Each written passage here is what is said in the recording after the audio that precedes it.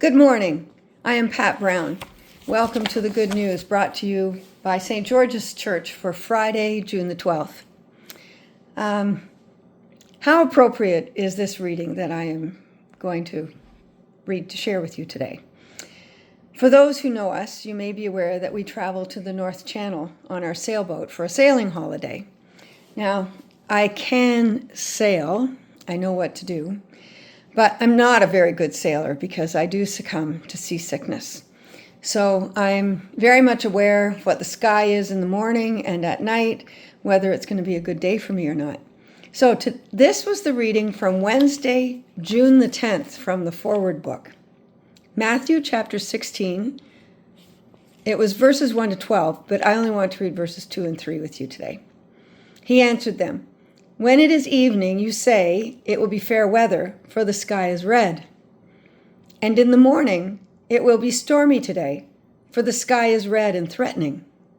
You know how to interpret the appearance of the sky, but you cannot interpret the signs of the times." The Gospel of Matthew. Now, I had I know that saying, but that it was in the Bible, I'm sorry. I'll admit, was news to me. I'm sure I have heard it before in a sermon or a gospel reading, but it just never was, wow, that came from the Bible? The red sky at night, sailors delight. Red sky at morning, sailors take warning. So I was thrilled to share this reading with you today. I did a little looking. None of what I am going to say is of my own explanation. I got some help from the internet, but I really liked what I found. So I did a little looking around and I found this recipe for summer, and it's called rest. I want you all to rest during this summertime. R stands for retreat. Mark chapter 6, verses 31 and 32, where Jesus invites his weary disciples into a boat to retreat to a quiet place. So I want you to step away from the noise to recharge. I'm going to use my time on the water. You use your time in your backyard or a park, or if you are able to get away. But sometimes going away is busier than walking through the park. So find some time to retreat a little bit wherever you find yourself this summer. Unplug from your daily demands. E, embark. Mark chapter 4, verses 35 to 41. Meditate on Jesus calming the storm. Let go of self-reliance and the need to control the waters. There's so much we can't control. Let it go. S, stillness. Soak in the word on your deck or in a deck chair or on a log if you're out for a walk. Let go of self-reliance and the need to control.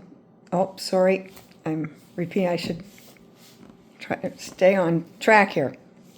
Or sit on a log. Sailing mirrors spiritual growth.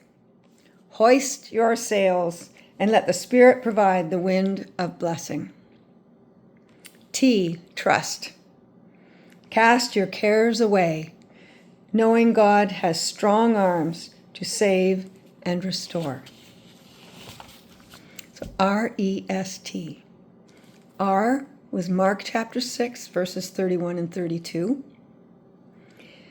E was embark, Mark chapter 4, verses 35 to 41.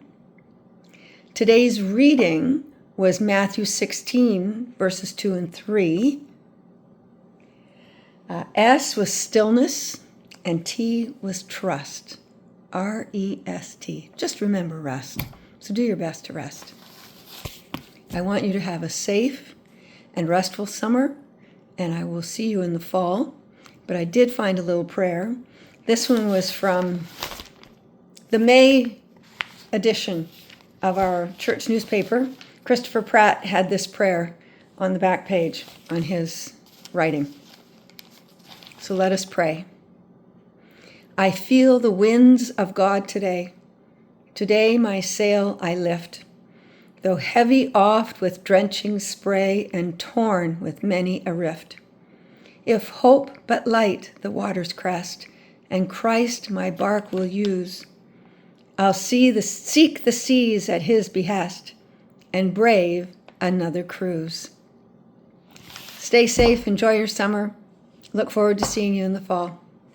Bye-bye.